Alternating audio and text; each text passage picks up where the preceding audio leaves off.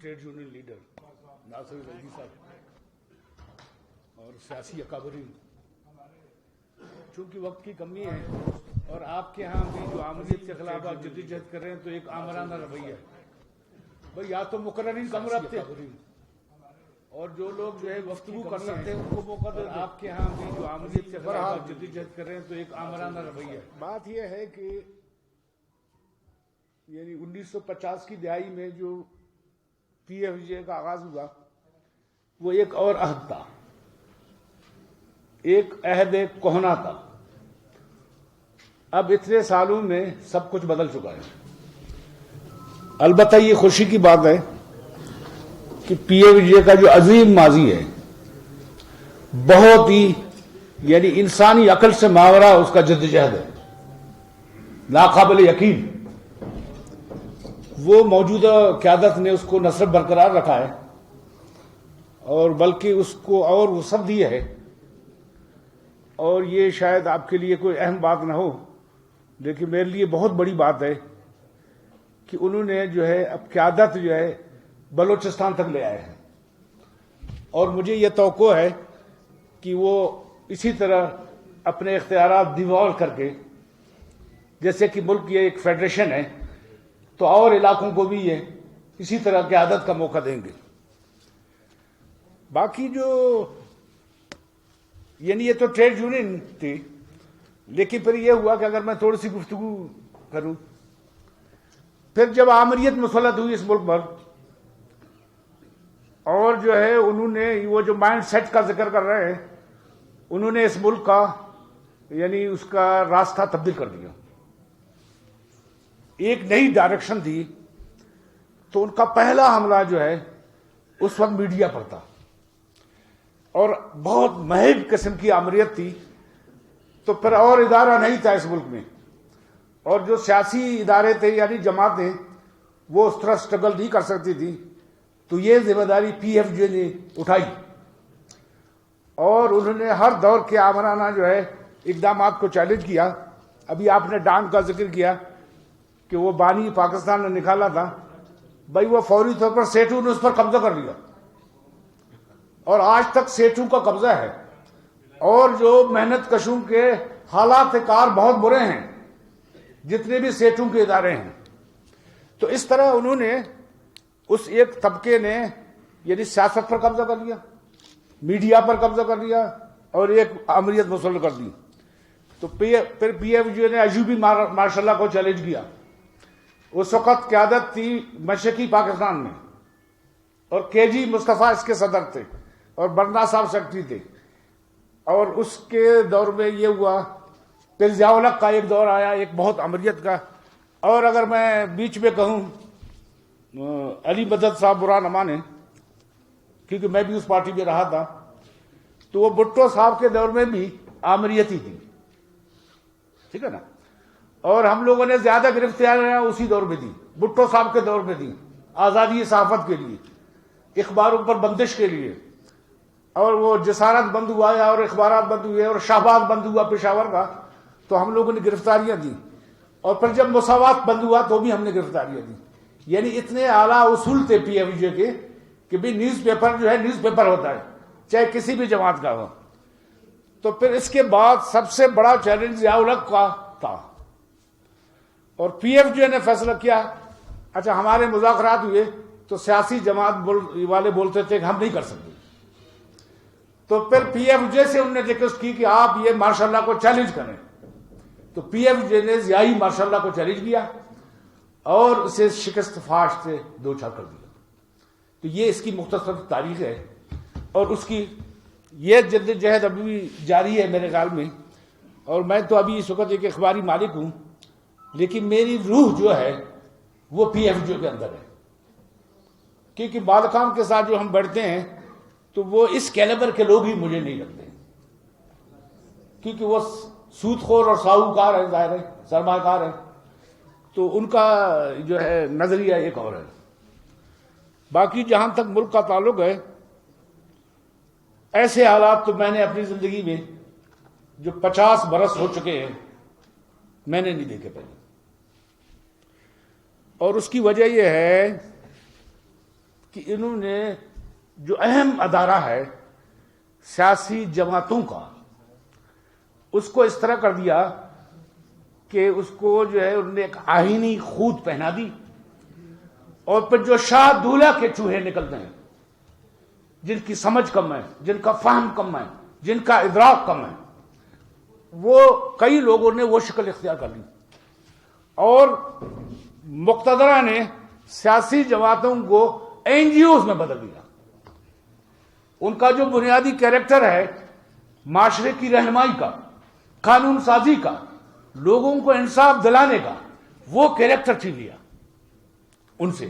تو اس لیے وہ حالات ہمارے سامنے ہیں، اور میں تو سمجھتا ہوں کہ ادھر 18ویں ترمیم کے بعد جو زرداری کا ایک بڑا کارنامہ ہے، اور ہم سمجھے تھے کہ یہ جو ہے اختیارات ڈیوالو ہو کے نیچے آئیں گے، لیکن اس کے باوجود جو رجیم آئی انہوں نے اس کو ایک وحدانی ریاست میں بدل دیا ہے، اور آئین پر عمل درآمد نہیں ہو رہا ہے۔ اب آپ بتائیں کہ جس ملک میں آئین ہو، بار بار توڑا جائے، معطل کیا جائے، پھر اس پر عمل درآمد نہ ہو، صوبوں کی نفی کی جائے، تو وہ ریاست کیا ہے؟ وہ نہ فیڈریشن ہے، نہ وحدانی طرز کی ریاست ہے، نہ آمریت ہے، نہ جمہوریت ہے۔ تو اس طرح کی صورتحال سے یار یہ تو نہیں کر سکتے یار، اب جو ہے کچھ تو آپ رعایت تو دے دی یار۔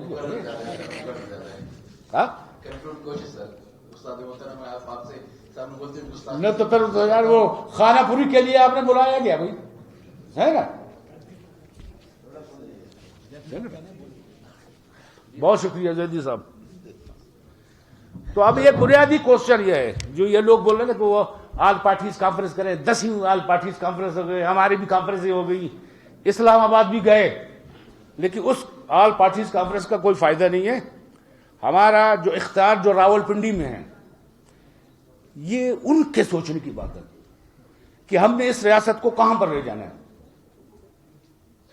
تو وہ ایک مائنڈ سیٹ جو تھا کہ غداری کا، وہ مائنڈ سیٹ جس نے ایک جعلی نظریہ تخلیق کیا، نظریہ پاکستان اور نظریہ اسلام، اور جس کے تحت ان نے سینکڑوں لوگوں کو، اچھے اچھے لوگوں کو ملک دشمن قرار دیا، اور حسین شہید سہروردی جیسے شخص کو، اور میاں محمود علی قصوری جیسے شخص کو، جو کتنے اعلیٰ پائے کے وکیل تھے، اور پھر جناب جو ہے باچا خان کو، جی ایم سید کو، خان شہید کو، اور پھر جناب جو ہے اور جو لوگ تھے، پھر آخر میں یعنی عطا اللہ خان اور خیر بخش تو تھے ہی، میر غوث بخش، آخر میں نواب اکبر خان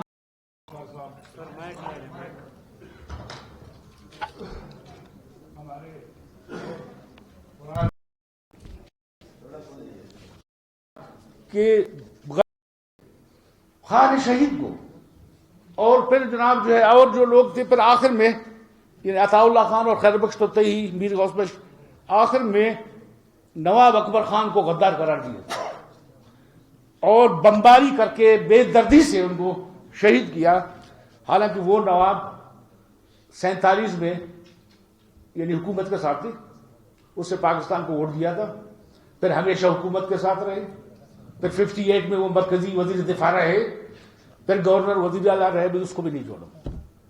یعنی اپنا جو ایک ستون فیڈریشن کا تھا وہ خود ہی گرایا، اور اسی طرح یہ اپنے ستون گراتے جا رہے ہیں۔ تو لہذا وہ جو مائنڈ سیٹ وہاں راول پنڈی میں ہے، اس کو اس ملک کے بارے میں فیصلہ کرنا ہے، آیا اس کو میڈیول دور کا قرون وسطی کی ایک ریاست رکھنی ہے، یا 21ویں صدی کے ڈیجیٹل دور کا جو ہے ایک ریاست بنانا ہے، آیا اس کو ہمیشہ غربت کی لکیر سے نیچے رکھنا ہے۔ اور پھر ایک بات یہ ہے کہ بلوچستان پر میں تھوڑا سا بولوں گا، آپ کہتے ہیں یہ ہو گیا یا بلوچستان پر انہوں نے کہا تھا ایک دفعہ آئیے رحمان نے کہا تھا، میں ایک اس کے ساتھ ٹی وی پروگرام میں تھا، ہمارے بہت ہی معتبر سینئر پی ایف جے کے رہنما ہیں، ان نے مختصر الفاظ میں بلوچستان کے مسئلے کا حل بتایا تھا۔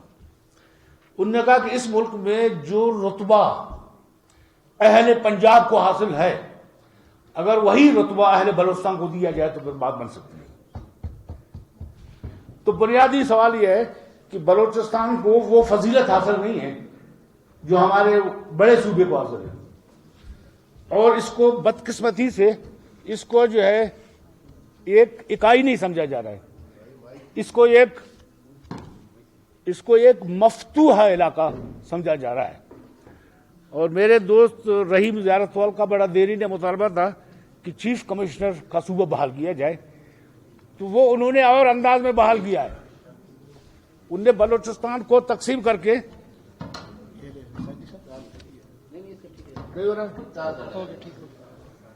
اس کو 2 حصوں میں تقسیم کیا ہے، بلوچستان کو، جو کہ ایک وحدت ہے.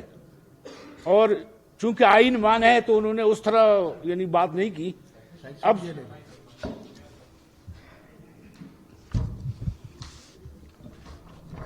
ساؤتھ بلوچستان، اور کسی سیاسی رہنما نے اس کا نوٹس نہیں لیا تھا اس وقت جب میں نے لکھا تھا اس پر. جب میں کلاٹ پہنچا تو اس میں لکھا تھا کہ ویلکم ٹو ساؤتھ بلوچستان. اور ایک نارتھ بلوچستان ہے جو زیارت صاحب کا جو ہے زیارت وال صاحب کا مطالبہ تھا چیف کمشنر کا. بھئی آپ کیا کرنا چاہتے ہیں؟ آپ دوبارہ انگریزوں کا دور لانا چاہتے ہیں؟ اس کا کیا مقصد ہے؟ پھر دوبارہ جھگڑے ہوں جغرافیہ پر، وسائل پر، کہ وہ بولے ساؤتھ کو آپ زیادہ دے رہے ہیں، وہ بولے نارتھ کو آپ زیادہ دے رہے ہیں، ایک خانہ جنگی کی کیفیت آپ پیدا کریں. آپ کا مقصد کیا ہے؟ سوال یہ کہ آپ جو ہے آئین کی خلاف ورزی کر رہے ہیں. اور باقی یہ ہے کہ یہ جو لوگ مطالبہ کر رہے ہیں، میں تو یہ کہتا ہوں میرا ایک مطالبہ ہے کہ بلوچستان کو زندگی دو. وہ فیسلٹیز جو ہیں وہ ہمیں نہیں چاہیے، کیونکہ ہزاروں سال سے بھی ہم زندہ تھے اور آئندہ بھی رہیں گے. یہاں جینے کا حق دو. یہاں جو انسان ہیں ان کو جو ہے ایک شرف دو، اور آپ احترام آدمیت دو. وہ مفقود ہے. اور رویہ وہی ہے جیسے آقاؤں کا ہوتا ہے. میں یہ کروں گا، یہ جو سیاسی اکابرین ہے، اور میں نے ان کی شان میں گستاخی بھی کی، اور میری کوئی سیاسی میرا نظر یعنی وابستگی نہیں ہے. اور میں ایک بات کرتا ہوں، اور میں زیدی صاحب کو بولتا ہوں جو وہاں جا کر بتائیں اپنے لوگوں کو، کیونکہ میں سیاسی لیڈر تو نہیں ہوں. میں ایک بات کہتا ہوں کہ بلوچستان کی جو آنے والی نسلیں ہیں وہ غلامی قبول نہیں کریں گی. اگر آپ ہمیں برابر سمجھیں گے، عزت احترام دیں گے، تو یہاں کے لوگ آپ کا ساتھ دیں گے.